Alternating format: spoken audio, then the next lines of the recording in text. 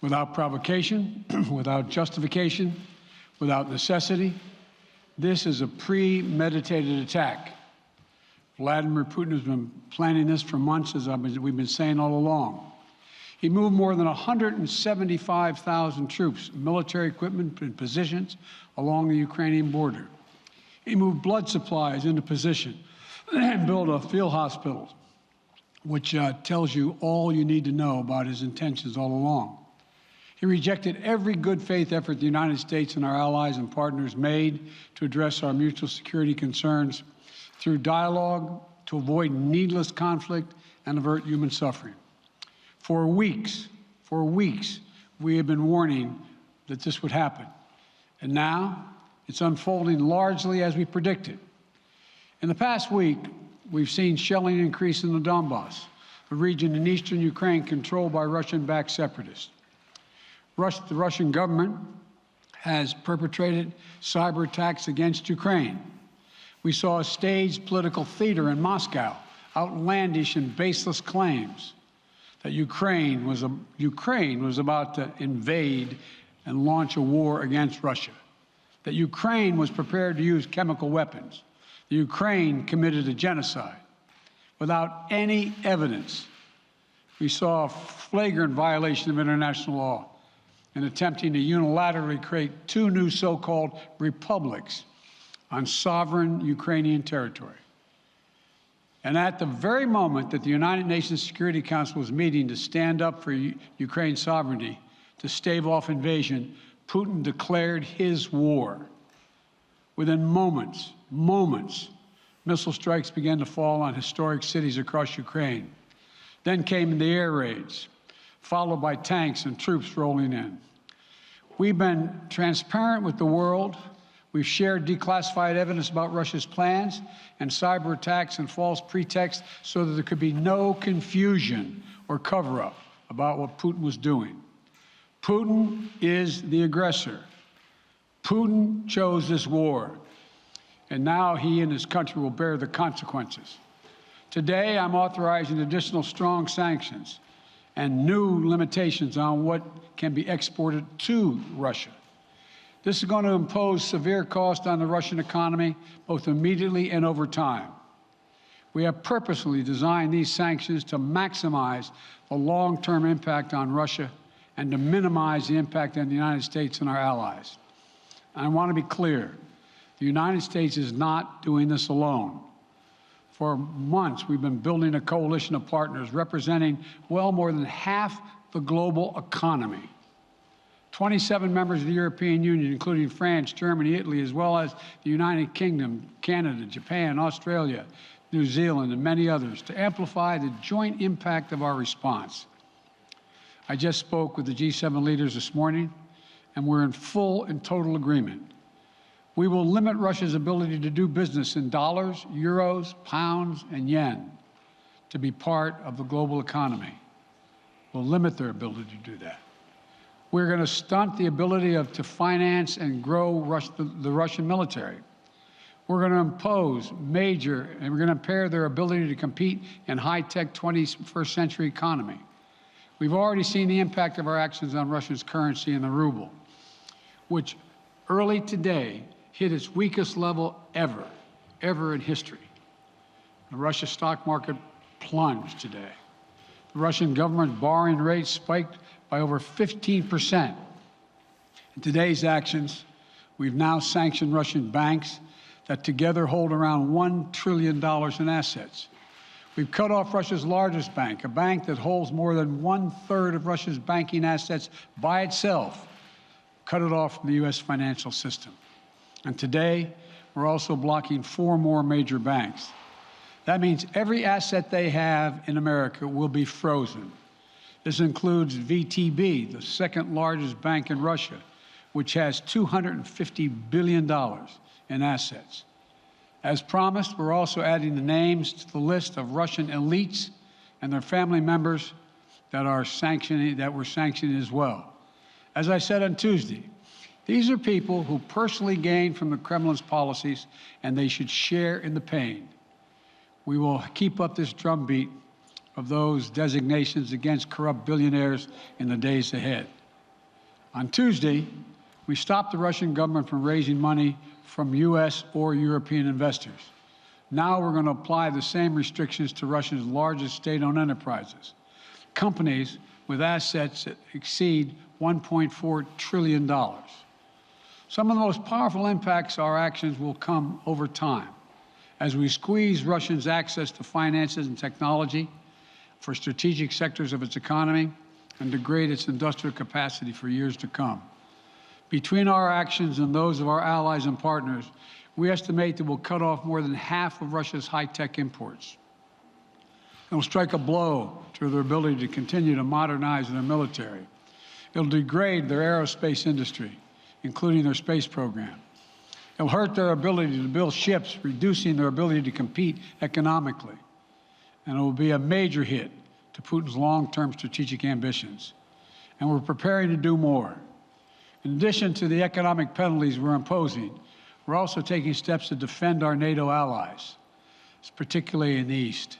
Tomorrow, NATO will convene a summit. We'll be there to bring together the leaders of 30 allied nations and close partners to affirm our solidarity and to map out the next steps we will take to further strengthen all aspects of our NATO alliance. Although we provided over $650 million in defensive assistance to Ukraine just this last year, let me say it again. Our forces are not and will not be engaged in the conflict with Russia in Ukraine. Our forces are not going to Europe to fight in Ukraine, but to defend our NATO allies and reassure those allies in the East. As I made crystal clear, the United States will defend every inch of NATO territory with the full force of American power. And the good news is, NATO is more united and more determined than ever. There is no doubt that the United States and every NATO ally will meet our Article 5 commitments, which says that an attack on one is an attack on all. Over the past few weeks, I ordered thousands of additional forces to Germany and Poland as part of our commitment to NATO. On Tuesday, in response to Russia's aggressive action, including its troop presence in Belarus and the Black Sea, I've authorized the deployment of ground and air forces already stationed in Europe to NATO's eastern flank allies, Estonia, Latvia, Lithuania, Poland, and Romania. Our allies have also been stepping up, adding the other allies, the rest of NATO, adding their own forces and capabilities to ensure collective defense. And today, within hours of Russia's unleashing its assault, NATO came together and authorized and activated an activation of response plans. This will enable NATO's high readiness forces to deploy and when and where they are needed to protect our NATO allies on the eastern boundaries of Europe. And now I'm authorizing additional U.S. force capabilities to deploy to Germany as part of NATO's response, including some of the U.S.-based forces that the Department of Defense placed on standby weeks ago. I've also spoken with Defense Secretary Austin and Chairman of the Joint Chiefs, General Milley, about preparations for additional moves should they become necessary to protect our NATO allies and support the greatest military alliance in the history of the world, NATO. As we respond, my administration is using the tools, every tool at its disposal, to protect American families and businesses from rising prices at the gas pump. You know, we're taking active steps to bring down the cost, and American oil and gas companies should not exploit this moment to hike their prices to raise profits. You know, in our sanctions package, we specifically designed to allow energy payments to continue. We are closely monitoring energy supplies for any disruption. We've been coordinating with major oil-producing and consuming countries toward our common interest to secure global energy supplies. We are actively working with countries around the world to elevate collective release from the strategic petroleum reserves of major energy-consuming countries. And the United States will release additional barrels of oil as conditions warrant. I know this is hard and that Americans are already hurting. I will do everything in my power to limit the pain the American people are feeling at the gas pump. This is critical to me.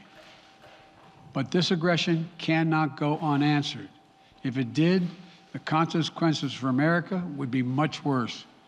America stands up to bullies. We stand up for freedom. This is who we are. Let me also repeat the warning I made last week. If Russia pursues cyber attacks against our companies, our critical infrastructure, we are prepared to respond.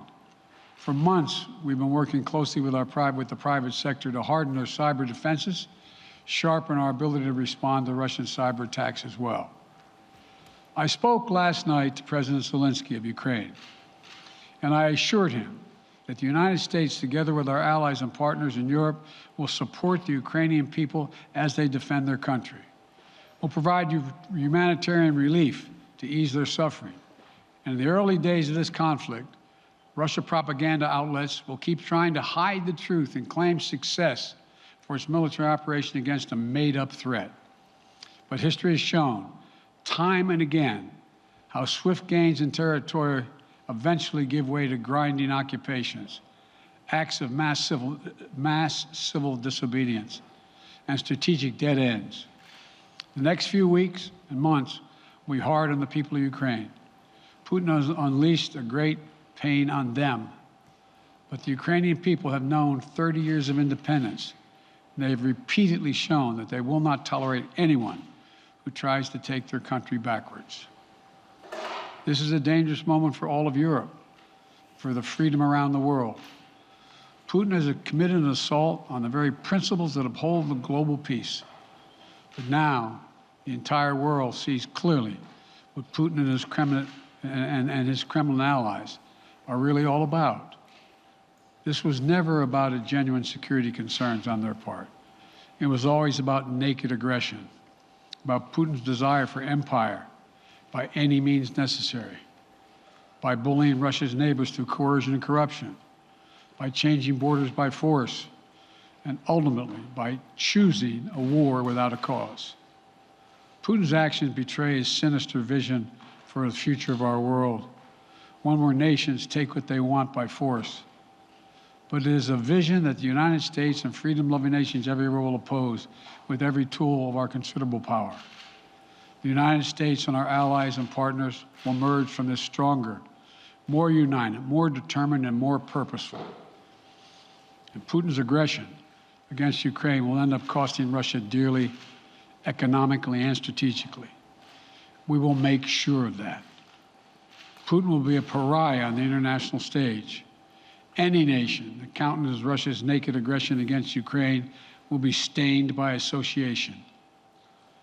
When the history of this era is written, Putin's choice to make a totally unjustifiable war on Ukraine will have left Russia weaker and the rest of the world stronger.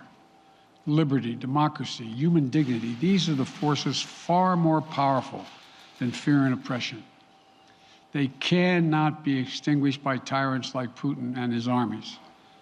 They cannot be erased by from people's hearts and hopes by any amount of violence and intimidation. They endure. In the contest between democracy and autocracy, between sovereignty and subjugation, make no mistake, freedom will prevail. God bless the people of a free and democratic Ukraine, and may God protect our troops. Mr. President. Associated Press, Zeke. So do you have any plans to speak with President Putin at this point? And what interactions have you had with the Russian government? I heard the first part. Do I have any plans to speak with Putin at this point, and what? What communications have you had with the Kremlin as far as military operations in Ukraine and making sure this does not spiral into a larger conflict? Well, it's a large conflict already. The way we're going to ensure it's not going to aspire to a larger conflict is by providing all the forces needed in the Eastern European nations that are members of NATO. NATO is more united than it's ever been, and I have no plans to talk with Putin.